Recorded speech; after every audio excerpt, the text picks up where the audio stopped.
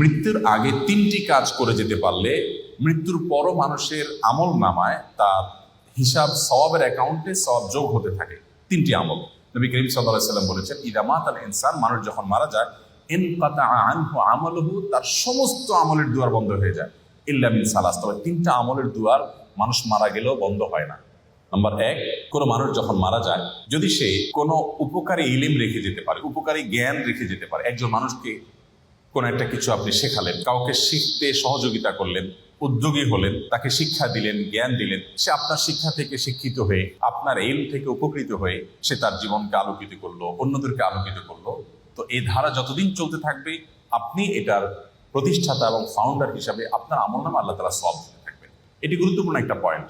সেটি জাগতিক কোনো উপকারী শিক্ষা হতে পারে, আবার দ্বীনি এবং ধর্মীয় শিক্ষা হতে পারে। আপনি একটি দোয়া জানলেন, আপনি একটা আমল জানলেন, সেটি আরেকজনকে শেখালেন, তিনি আরেকজনকে শেখালেন, তো এই পরম্পরা যতদিন চলতে থাকে ততদিন পর্যন্ত মানুষের মৃত্যুর পরও তার আমল নামে সওয়াব যুক্ত হতে থাকে। নাম্বার 2, সাদকায়ে জারিয়া। সাদকায়ে জারিয়া বলা হয় ওই দান, যে দানের উপকারিতাটা লং টাইম পর্যন্ত চলতে থাকে। আমরা সাধারণত ওয়ান টাইম দানে বা এককালীন দানে অভ্যস্ত, অথচ দানের জন্য আমাদের সবচেয়ে বেশি লক্ষ্য রাখা উচিত কোন দানটা সবচেয়ে বেশি লাস্টিং করবে, অর্থাৎ যেটার উপকারিতা দীর্ঘমেয়াদে থাকবে।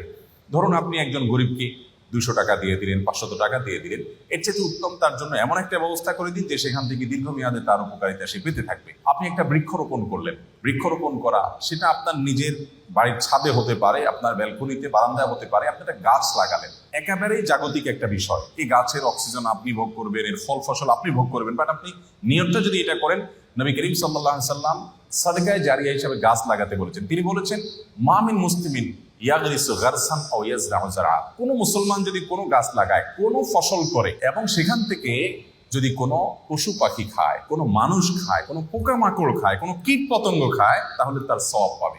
এটি সাদকায়ে জারিয়া, যে আমি মরে যাব কিন্তু আমার গাছের এই সওয়াব আমার আমলনামায় যুক্ত হতে থাকবে। আমি যদি 2-4-10,000 গাছ লাগিয়ে যেতে পারি, 200-400 গাছ লাগিয়ে যেতে পারি, তাহলে সেখান থেকে কিছু গাছও যদি টিকে যায়, এবং যতদিন টিকবে মানুষ অক্সিজেন পাবে, ছায়া পাবে, ফসল পাবে, ফল পাবে, মানুষের মৃত্যুর পর এই আমলটার সওয়াব যেতে থাকবে।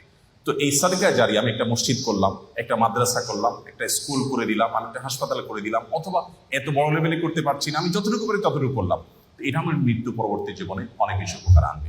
নাম্বার 3, নেক সন্তান। সবচেয়ে বড় পয়েন্ট এটি যে আমাদের সন্তানদেরকে যদি আমরা আল্লাহমুখী করে যেতে পারি, আল্লাহর সাথে পরিচয় করে দিয়ে যেতে পারি, কোরআন এবং হাদিসের সাথে তাদের রিলেশন করে দিয়ে যেতে পারি, এই সন্তান যখন দোয়া করবে মৃত্যু পরবর্তী জীবনে সেটা উপকারে আসবে। নবী করিম সাল্লাল্লাহু আলাইহি ওয়াসাল্লাম বলেছেন, একজন জান্নাতীকে আল্লাহ তাআলা তার জান্নাতে যে স্টেজে তিনি আছেন, যে স্তরে আছেন, যে লেভেলে আছেন, সেখান থেকে হঠাৎ করে অনেক উপরে উঠাই দিবেন। দেওয়ার পর জান্নাতি বলবে, আল্লাহ আমাকে এই স্তর থেকে এত আফার ক্লাসে নিয়ে যাওয়ার কারণটা কি? আমি তো এখন আর আমল করে নিজের মর্তবা মর্যাদা বৃদ্ধি করার কোনো সুযোগ নেই। তখন আল্লাহ তাআলা বলবেন, তুমি পৃথিবীতে যে সন্তান রেখে আসছো, সে তোমার জন্য যে দোয়া করেছে, তার প্রতিটি দোয়ার ফলশ্রুতিতে তোমার মর্যাদা এখানে বৃদ্ধি হচ্ছে।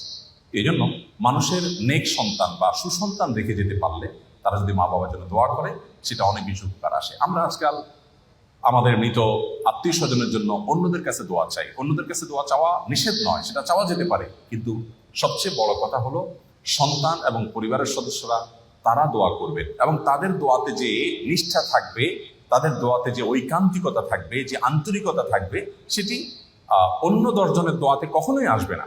সেই জায়গা থেকে আমাদের চেষ্টা করা উচিত। আস-সুন্নাহ ফাউন্ডেশন, উম্মার স্বার্থে, সুন্নাহর সাথে।